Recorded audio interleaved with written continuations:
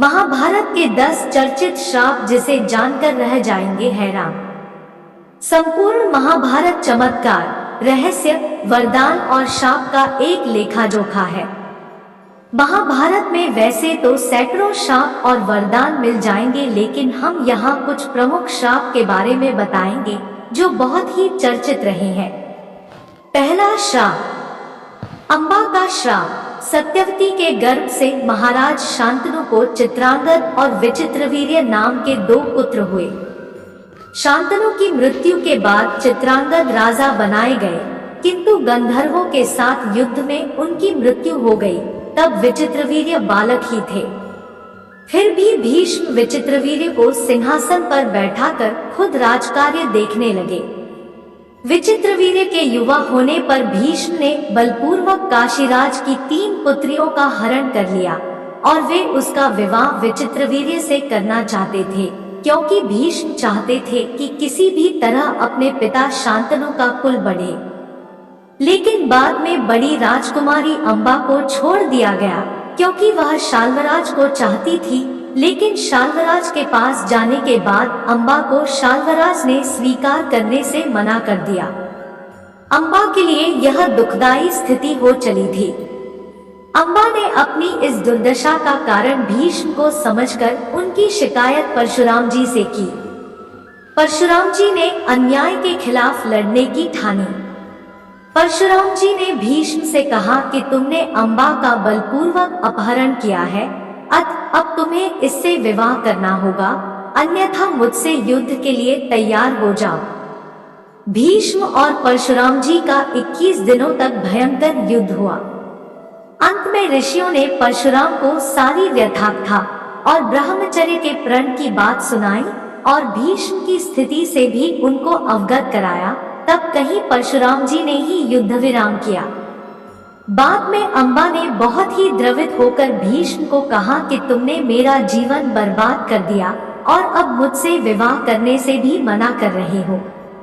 मैं निस्सहाय स्त्री हूँ और तुम शक्तिशाली। तुमने अपनी शक्ति का दुरुपयोग किया। मैं तुम्हारा कुछ भी नहीं बिगाड़ सकती, लेकिन मैं पुरुष के रूप दोबारा जन्म लूंगी और तब तुम्हारे अंत का कारण बनूंगी। गौरतलब है कि यही अंबा प्राण त्याग कर शिखंडी के रूप में जन्म लेती है और भीष्म की मृत्यु का कारण बन जाती है। दूसरा श्राप, एक बार द्यू नामक वसु ने वशिष्ठ ऋषि की कामधेनु का हरण कर लिया। इससे वशिष्ठ ऋषि ने द्यू से कहा कि ऐसा काम तो मनुष्य करते हैं, इसलिए तुम 8वां वसु मनुष्य हो जाओ। यह सुनकर वसुओं ने घबराकर वशिष्ठ जी की प्रार्थना की, तो उन्होंने कहा कि अन्य वसु तो वर्ष का अंत होने पर मेरे शाप से छुटकारा पा जाएंगे, लेकिन इस द्यू को अपनी करनी का फल भोगने के लिए एक जन्म तक मनुष्य बनकर पीड़ा भोगनी होगी। यह सुनकर वसुओं ने गंगा जी के पास जाकर उन्हें वशिष्ठ जी के श्राप को विस्तार से बताया और यह प्रार्थना की कि आप मृत्युलोक में अवतार लेकर हमें गर्भ में धारण करें और जो ही हम जन्म लें हमें पानी में डुबो दें। इस तरह हम जल्दी मुक्त हो जाएंगे। गंगा माता ने स्वीकार कर लिया और वे युक्तिपूर्वक शांतनु राजा की पत्नी बन गई और शांतनु से वचन भी ले लिया। शांतनु से गंगा के गर्भ में पहले जो 7 पुत्र पैदा हुए थे, उन्हें उत्पन्न होते ही गंगाजी ने पानी में डुबो दिया, जिससे 7 वसु तो मुक्त हो गए। लेकिन 8वें में शांतनु ने गंगा को रोककर इसका कारण जानना चाहा। गंगाजी ने राजा की बात मानकर वसुओं को वशिष्ठ के शाप का सब हाल कह सुनाया। राजा ने उस 8वें पुत्र को डुबोने नहीं दिया और इस वचन भंगता के कारण गंगा 8वें पुत्र को सौंपकर अंतर ध्यान हो गई। यही बालक द्यू नामक वसु था। यही बालक आगे चलकर भीष्म कहलाया। तीसरा श्राप, पांडु को दिया ऋषि ने श्राप। भीष्म की प्रतिज्ञा के बाद कुरुवंश का इतिहास बदल गया। महाभारत के अनुसार पांडु अंबालिका और ऋषि वेदव्यास के पुत्र थे। वे पांडवों के धर्मपिता और धृतराष्ट्र के छोटे भाई थे। धृतराष्ट्र के अंधे होने के कारण पांडु को हस्तिनापुर का शासक बनाया गया। एक बार राजा पांडु अपनी दोनों रानियों कुंती और माद्री के साथ आखेट कर रहे थे कि तभी उन्होंने मृग होने के भ्रम में बाण चला दिया, जो एक ऋषि को जाकर लगा। उस समय वह ऋषि अपनी पत्नी के साथ सहवास कर रहे थे और उसी अवस्था में उन्हें बाण लग गया। इसलिए उन्होंने पांडु को श्राप दे दिया कि जिस अवस्था में उनकी मृत्यु हो रही है, उसी प्रकार जब भी पांडु अपनी पत्नियों के साथ सहवासरत होंगे तो उनकी भी मृत्यु हो जाएगी। उस समय पांडु की कोई संतान नहीं थी। अब उनके लिए यह संकट की बात हो गई थी। जब उन्होंने यह बात कुंती को बताई तो कुंती ने उन्हें ऋषि दुर्वासा द्वारा उनको मिले वरदान की बात कही। इस वरदान से कुंती किसी भी देवता का आवाहन कर उन्हें बुलाकर उनके साथ नियोग कर सकती थी। विवाह पूर्व उन्होंने सूर्य देव का आवाहन किया था, जिसके चलते कर्ण का जन्म हुआ था, लेकिन कुंती ने लोकलज्जा के कारण उसे नदी में बहा दिया था। खैर, पांडु मान गए तब कुंती ने एक एक कर कई देवताओं का आवाहन किया। इस प्रकार माद्री ने भी देवताओं का आवाहन किया। तब कुंती को 3 और माद्री को 2 पुत्र प्राप्त हुए, जिनमें युधिष्ठिर सबसे ज्येष्ठ थे। कुंती के अन्य पुत्र थे भीम और अर्जुन तथा माद्री के पुत्र थे नकुल व सहदेव।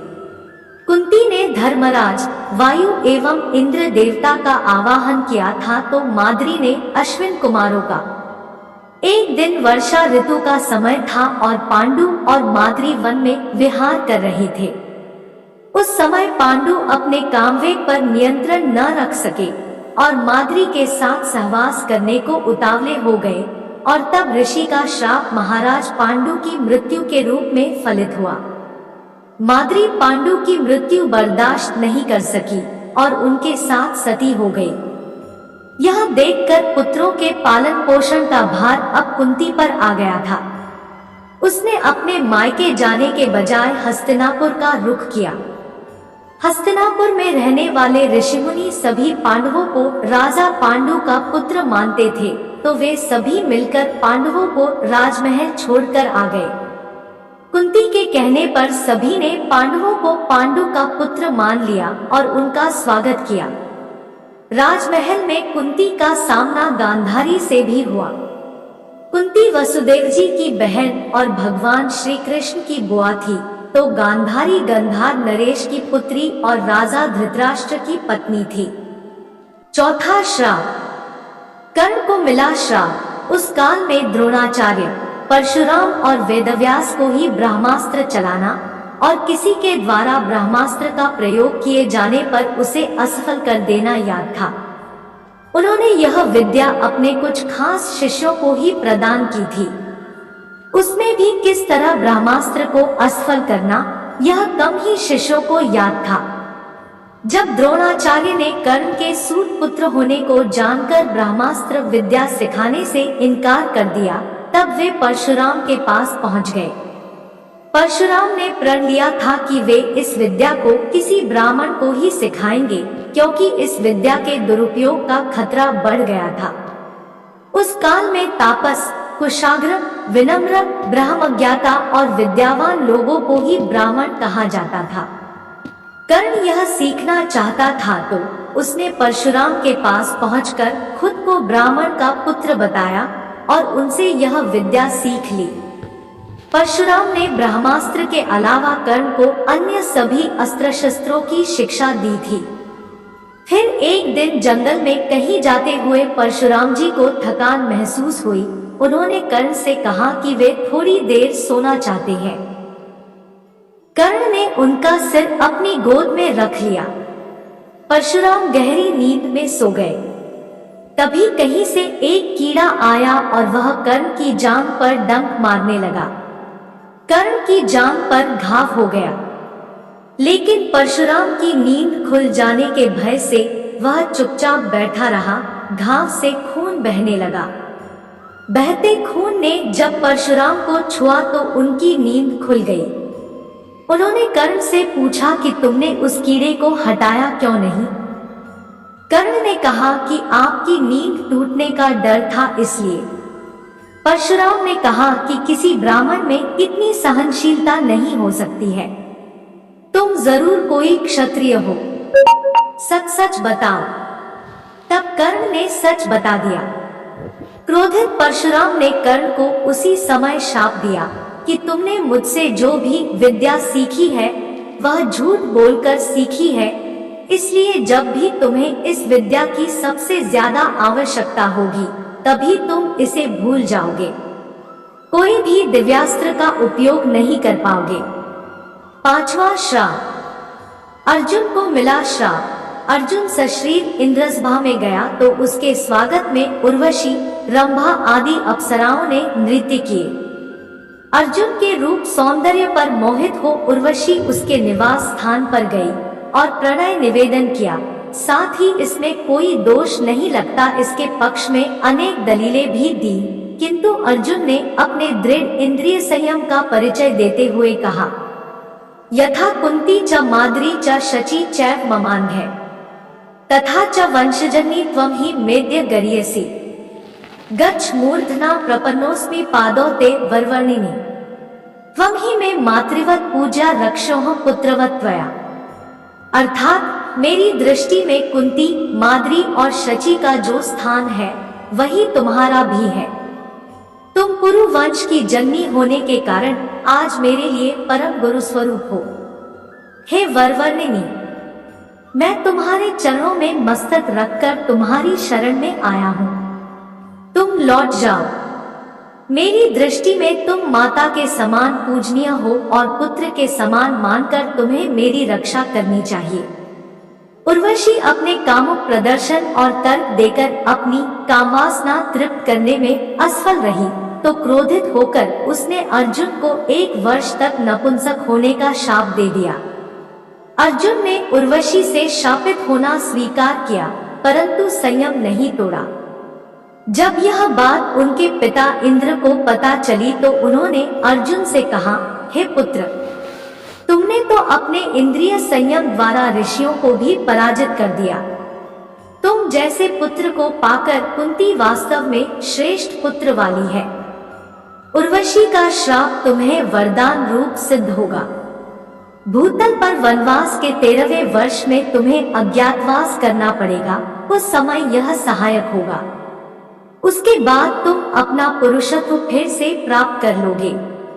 इस शाप के चलते अज्ञातवास के समय अर्जुन ने विराट के महल में नर्तक वेश में रहकर विराट की राजकुमारी को संगीत और नृत्य विद्या सिखाई थी।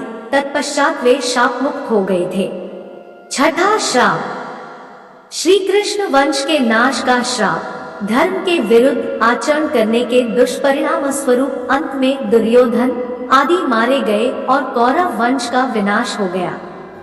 महाभारत युद्ध के पश्चात सांत्वना देने के उद्देश्य से भगवान श्री कृष्ण गांधारी के पास गए। गांधारी अपने 100 पुत्रों की मृत्यु के शोक में अत्यंत व्याकुल थी। भगवान श्री कृष्ण को देखते ही गांधारी ने क्रोधित होकर उन्हें शाप दिया कि तुम्हारे कारण जिस प्रकार से मेरे 100 पुत्रों का नाश हुआ है उसी प्रकार तुम्हारे वंश का भी आपस में एक दूसरे को मारने के कारण नाश हो जाएगा। भगवान श्री कृष्ण ने गांधारी से कहा, देवी, मैं आपके दुख को समझ सकता हूँ। यदि मेरे वंश के नाश से तुम्हें आत्म शांति मिलती है तो ऐसा ही होगा। भगवान श्री कृष्ण ने माता गांधारी के उस श्राप को पूर्ण करने के लिए अपने कुल के यादवों की मति फेर दी। इसका यह मतलब नहीं कि गांधारी ने यादव के वंश के नाश का शाप दिया था, उन्होंने तो सिर्फ भगवान श्री कृष्ण के वंश को शाप दिया था। महाभारत का युद्ध समाप्त हो चुका था। कृष्ण द्वारिका में ही रहते थे। पांडव भी युधिष्ठिर को राज्य सौंपकर जंगल चले गए थे। एक दिन अहंकार के वश में आकर कुछ यदुवंशी बालकों ने दुर्वासा ऋषि का अपमान कर दिया। गांधारी के बाद इस पर दुर्वासा ऋषि ने भी श्राप दे दिया कि तुम्हारे वंश का नाश हो जाए। उनके श्राप के प्रभाव से कृष्ण के सभी यदुवंशी भयभीत हो गए। इस भय के चलते ही एक दिन कृष्ण की आज्ञा से वे सभी एक यदु पर्व पर सोमनाथ के पास स्थित प्रभास क्षेत्र में आ गए। पर्व के हर्ष में उन्होंने अति नशीली मदिरा पी ली और मतवाले होकर एक दूसरे को मारने लगे। इस तरह भगवान श्री कृष्ण को छोड़कर कुछ ही जीवित बचे रह गए। एक कथा के अनुसार संयाग से सांप के पेट से निकले मूसल को जब भगवान श्री कृष्ण की आज्ञा से रगड़ा गया था तो उसके चूर्ण को इसी तीर्थ के तट पर फेंका गया था, जिससे उत्पन्न हुई झाड़ियों को यादवों ने एक दूसरे को मारना शुरू किया था। ऋषियों के श्राप से उत्पन्न हुई इन्हीं झाड़ियों ने तीक्ष्ण अस्त्र शस्त्रों का काम किया और सारे प्रमुख यदुवंशियों का यहाँ विनाश हुआ। महाभारत के मौसल पर्व में इस युद्ध का रोमांचकारी विवरण है। सारे यादव प्रमुख इस गृहयुद्ध में मारे गए। बचे लोगों ने कृष्ण के कहे अनुसार द्वारका छोड़ दी और हस्तिनापुर की शरण ली। यादवों और उनके भौज्य गणराज्यों का अंत होते ही कृष्ण की बसाई द्वारिका सागर में डूब गई। भगवान कृष्ण इसी प्रभास क्षेत्र में अपने कुल का नाश देखकर बहुत व्यथित हुए। वे वहीं रहने लगे। उनसे मिलने कभी कभार युधिष्ठिर आते थे। एक दिन वे इसी प्रभास क्षेत्र के वन में एक पीपल के वृक्ष के नीचे योग निद्रा में लेटे थे। तभी जरा नामक एक बहेलिये ने भूलवश उन्हें हिरण समझकर विषुक्त बाण चला दिया, जो उनके पैर के तलवे में जाकर लगा और भगवान श्री कृष्ण ने इसी को बहाना बनाकर देह त्याग दी। महाभारत युद्ध के ठीक 36 वर्ष बाद उन्होंने अपनी देह इसी क्षेत्र में त्याग दी थी। महाभारत का युद्ध हुआ था तब वे लगभग 56 वर्ष के थे। उनका जन्म 3112 ईसा पूर्व हुआ था। इस मान से 3020 ईसा पूर्व उन्होंने 92 वर्ष की उम्र में देह त्याग दी थी। अंत में कृष्ण के प्रपौत्र वज्र अथवा वज्रनाभ द्वारिका के यदुवंश के अंतिम शासक थे, जो यदुओं की आपसी लड़ाई में जीवित बच गए थे। द्वारिका के समुद्र में डूबने पर अर्जुन द्वारिका गए और वज्र तथा शेष बची यादव महिलाओं को हस्तिनापुर ले गए। कृष्ण के प्रपौत्र वज्र को हस्तिनापुर में मथुरा का राजा घोषित किया। वज्रनाभ के नाम से ही मथुरा क्षेत्र को ब्रजमंडल कहा जाता है। 7वां श्राप। अश्वत्थामा को श्री कृष्ण ने दिया श्राप। महाभारत के युद्ध में अश्वत्थामा ने ब्रह्मास्त्र छोड़ दिया था, जिसके चलते लाखों लोग मारे गए थे। अश्वत्थामा के इस कृत्य से कृष्ण क्रोधित हो गए थे और उन्होंने अश्वत्थामा को श्राप दिया था कि तू इतने वधों का पाप ढोता हुआ 3000 वर्ष तक निर्जन स्थानों में भटकेगा। तेरे शरीर से सदैव रक्त की दुर्गंध निःसृत होती रहेगी। तू अनेक रोगों से पीड़ित रहेगा। व्यास ने श्री कृष्ण के वचनों का अनुमोदन किया। कहते हैं कि अश्वत्थामा इस श्राप के बाद रेगिस्तानी इलाके में चला गया था और वहां रहने लगा था। कुछ लोग मानते हैं कि वह अरब चला गया था। उत्तर प्रदेश में प्रचलित मान्यता अनुसार अरब में उसने कृष्ण और पांडवों के धर्म को नष्ट करने की प्रतिज्ञा ली थी। हालांकि भारत में लोग दावा करते हैं कि अमुक जगहों पर अश्वत्थामा आता रहता है, लेकिन अब तक इसकी सच्चाई की पुष्टि नहीं हुई है। यदि हम यह माने कि उनको मात्र 3000 वर्षों तक जिंदा रहने का ही शाप था, तो फिर वे अब तक मर चुके होंगे, क्योंकि महाभारत युद्ध को हुए 3000 वर्ष कभी के हो चुके हैं। 8वां श्राप। दुर्योधन को मिला श्राप। एक बार वेदव्यास ने धृतराष्ट्र से मिलकर कहा कि महर्षि मैत्रेय यहाँ आ रहे हैं। वे पांडवों से मिलकर अब आप लोगों से मिलना चाहते हैं। वे ही तुम्हारे पुत्र को पांडवों से मेल मिलाप का उपदेश देंगे। इस बात की सूचना मैं दे देता हूँ कि वे जो कुछ भी कहे बिना तर्क वितर्क के मान लेना। मैं ऐसा इसलिए कह रहा हूँ कि मैत्रेय की आज्ञा का उल्लंघन हुआ तो वे क्रोध में आकर शाप भी दे सकते हैं, इसलिए शांतिपूर्वक उनकी बातें सुन लेना। अमल करना या नहीं करना यह तुम्हारे ऊपर निर्भर है। इतना कहकर वेदव्यास जी चले गए। धृतराष्ट्र महर्षि मैत्रेय के आते ही अपने पुत्रों सहित उनकी सेवा व सत्कार करने लगे। विश्राम के बाद धृतराष्ट्र ने बड़ी विनय के साथ पूछा, भगवान आपकी यहाँ तक की यात्रा कैसी रही? पांचों पांडव कुशल पूर्वक तो है ना? तब मैत्रेय जी ने कहा कि राजन, तीर्थयात्रा करते हुए वहां संयोगवश काम्यक वन में युधिष्ठिर से मेरी भेंट हो गई। वे आजकल तपोवन में रहते हैं।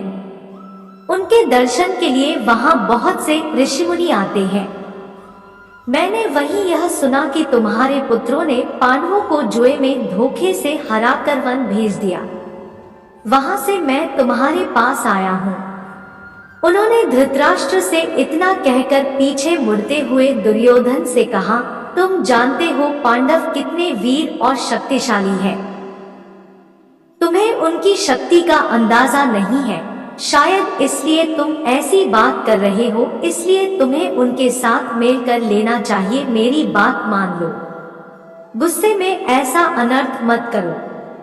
महर्षि मैत्रेय की बात सुनकर दुर्योधन को क्रोध आ गया और वह व्यंग्यपूर्ण मुस्कुराते हुए पैर से जमीन कुरेदने लगा और हद तो तब हो गई जब उसने अपनी जांघ पर हाथ से ताल ठोक दी। दुर्योधन की यह उद्दंडता देखकर महर्षि को क्रोध आया। तब उन्होंने दुर्योधन को श्राप दिया, तू मेरा तिरस्कार करता है, मेरी बात शांतिपूर्वक सुन नहीं सकता। जा उद्दंडी, जिस जंघा पर तू ताल ठोक रहा है उस जंघा को भीम अपनी गदा से तोड़ देगा। बाद में कौरव और पांडवों का घोर युद्ध हुआ और भीम ने दुर्योधन की जंघा पर वार कर अंत में उसकी जंघा उखाड़ फेंकी। 9वां श्राप। द्रौपदी ने घटोत्कच को श्राप दिया। जब घटोत्कच पहली बार अपने पिता भीम के राज्य में आया तो अपनी मां हिडिंबा की आज्ञा के अनुसार उसने द्रौपदी को कोई सम्मान नहीं दिया। द्रौपदी को अपमान महसूस हुआ और उसे बहुत गुस्सा आया। वह उस पर चिल्लाई कि वह एक विशिष्ट स्त्री है, वह युधिष्ठिर की रानी है, वह ब्राह्मण राजा की पुत्री है तथा उसकी प्रतिष्ठा पांडवों से कहीं अधिक है। और उसने अपनी दुष्ट राक्षसी मां के कहने पर बड़ों, ऋषियों और राजाओं से भरी सभा में उसका अपमान किया है।